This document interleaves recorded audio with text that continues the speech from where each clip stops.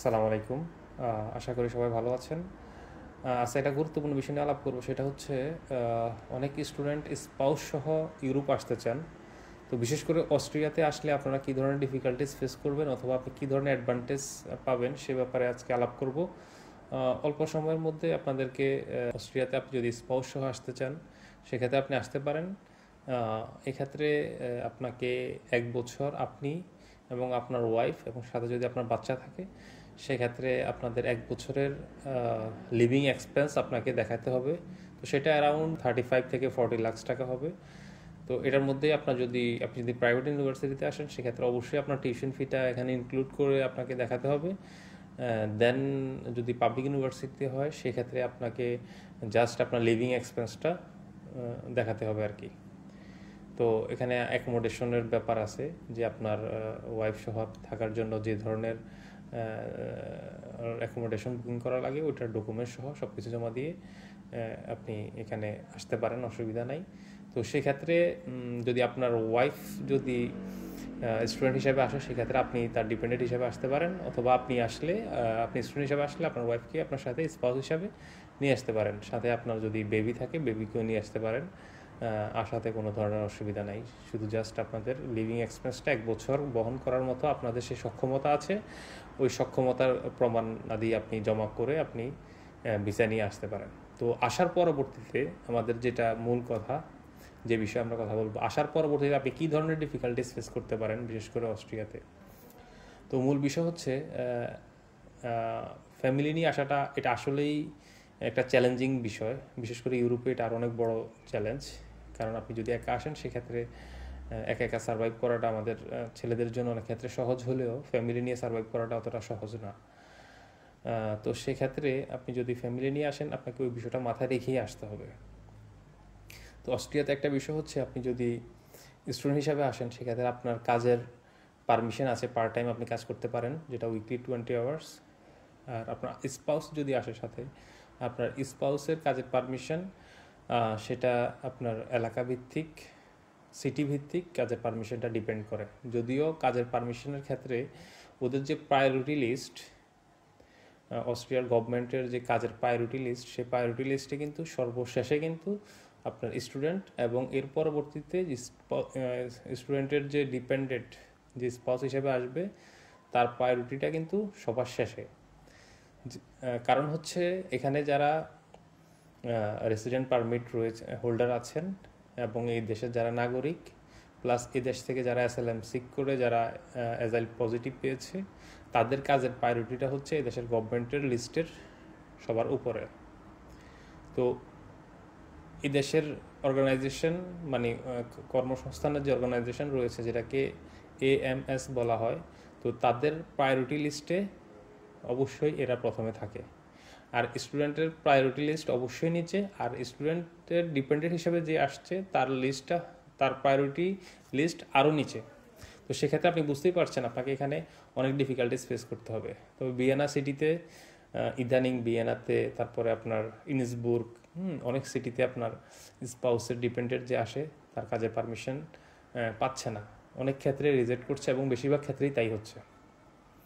কারণ এই সিটিগুলোতে আপনার যারা এই দেশের সিটিজেন অথবা যারা এই দেশের কাজের পারমিট আছে, যারা এই দেশের রেসিডেন্ট পারমিট হোল্ডার আছেন, তাদেরকে প্রায়োরিটি দিয়ে তাদেরকে অগ্রাধিকার দেওয়া হয়। AMS থেকে যদি আপনাকে পারমিশন না দেয় সেক্ষেত্রে আপনি এখানে কাজ করতে পারবেন না। তবে হ্যাঁ, সেক্ষেত্রে আপনার যদি কাজের পারমিশন না থাকে তবে বিজনেসের পারমিশন অবশ্যই থাকা উচিত। তো ব্যাপারটা আমি ক্লিয়ার না। তো আমি যতটুকু জানি, আপনি অস্ট্রিয়াতে যদি বৈধভাবে আপনার যদি বসবাসের অনুমতি থাকে, কিন্তু আপনার কাজের অনুমতি না থাকলেও বিজনেসের অনুমতি অবশ্যই থাকা উচিত। আমি যতটুকু জানি যে বিজনেসের অনুমতি আছে, আপনি চাইলে এখানে বিজনেস করতে পারেন। তো আরেকটা বিষয়, তো সেক্ষেত্রে আপনার যে স্টুডেন্ট হিসাবে আসবে তার কিন্তু 20 ঘন্টা কাজের পারমিশন আছে, উইকলি 20 আওয়ার্স। তো আপনি 20 ঘন্টা কাজ করতে পারবেন সপ্তাহে। এখন আরেকটা ব্যাপার আপনাকে মাথায় রাখতে হবে, ব্যাচেলর হিসেবে অস্ট্রিয়াতে থাকা মোটামুটি আপনি 500 ইউরোর মধ্যে আপনার পক্ষে সেই এক্সপেন্সটা 500 ইউরোর মধ্যে রাখা সম্ভব। কিন্তু আপনি যখন ফ্যামিলি নিয়ে আসবেন সেক্ষেত্রে আপনার জন্য এটা খুব টাফ। কারণ ফ্যামিলির জন্য আপনি অবশ্যই আপনাকে ফ্যামিলির রুম নিতে হবে। তো সেটা আপনাকে 1200-1400 ইউরো আপনার ছাড়িয়ে যাবে যদি আপনি ফ্যামিলি নিয়ে ওয়াইফ নিয়ে থাকেন। এই বিষয়টা আপনাকে মাথায় রাখতে হবে। তো যে স্টুডেন্ট হিসাবে আসবে তার কিন্তু 20 ঘন্টা কাজের অনুমতি রয়েছে। আপনি চাইলে 20 আওয়ার্স কাজ করে আপনি 800 ইউরো আর্ন করতে পারবেন, কিন্তু সেক্ষেত্রে আপনার লিভিং এক্সপেন্সটা কিন্তু 1200-1400 ইউরো হয়ে যাচ্ছে। তো এই বিষয়গুলো আপনার মাথায় রাখবেন। আর হুট করে এসেই সাথে সাথে আপনি কিন্তু কাজ পাবেন না। তো এখানে মোটামুটি 3-4 মাসের একটা ব্যাকআপ নিয়ে আসতে হবে। তো আপনি যদি মান্থলি যদি আপনাদের যদি দুজনের যদি 1400 ইউরো খরচ হয়, সেটা আপনি 2 লাখ টাকা ধরলে আপনাকে অ্যারাউন্ড 3 মাসের জন্য 6 লাখ টাকা আপনাকে ব্যাকআপ নিয়ে আপনাকে অবশ্যই আসতে হবে। তো এটা অনেক ডিফিকাল্টিস। তো এটা অনেকে আসলে চিন্তা ভাবনা করে না। অনেকে হয়তো দেখা গেল যে সুযোগ আছে চলে আসতে পারেন, কিন্তু আসার পরবর্তীতে আপনাকে এই ধরনের ডিফিকাল্টিস অবশ্যই ফেস করতে হবে। আর যেহেতু কাজের পারমিশন আপনি পাচ্ছেন না, যে স্পাউস হিসাবে যে আসছে ডিপেন্ডেন্ট হিসাবে, সে যেহেতু কাজের পারমিশন পাচ্ছে না, তার জন্য ব্যাপারটা আরও কঠিন, চ্যালেঞ্জিং। তো এই ক্ষেত্রে ব্ল্যাকে কাজ করা যায়, তো সেটা তো অবশ্যই নিয়মের বাহিরে। তো এটা এ ব্যাপারে আমি বলতে চাচ্ছি না, তবে অনেকেই ব্ল্যাকে কাজ করে থাকেন। তো এটা আপনি মাথায় রাখবেন যে আপনার বৈধভাবে কাজ করার যখন আপনার অনুমতি থাকে না, তখন এটা আপনার জন্য অনেক বেশি টাফ। নতুন আসবেন একটা জায়গায়, সেক্ষেত্রে কাজ পেতে এমনিতেই একটু আপনার সময় লাগবে। যদি আপনার কাজের পারমিশন না থাকে, সেক্ষেত্রে এটা আপনার জন্য বেশ কঠিন হয়ে যাবে।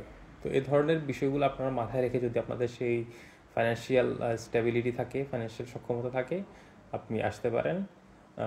এটাই আর কি বিষয়। তো আসলে অনেকেই খুব ইজিলি বলে ফেলে যে স্পাউস সহ আসলে আপনি এখানে আসতে পারবেন, আপনি কাজ করতে পারবেন পার্ট টাইম, আপনার স্পাউস করতে পারবে ফুল টাইম, অনেক ধরনের কথা বলে, কিন্তু অ্যাকচুয়ালি প্র্যাকটিক্যাল যে সিচুয়েশনটা, এটাই আমি আপনাদেরকে তুলে ধরলাম। হ্যাঁ, তবে কিছু কিছু সিটিতে স্পাউসদের কাজের পারমিশন দেয়, সেক্ষেত্রে তারা ফুল টাইম করতে পারে।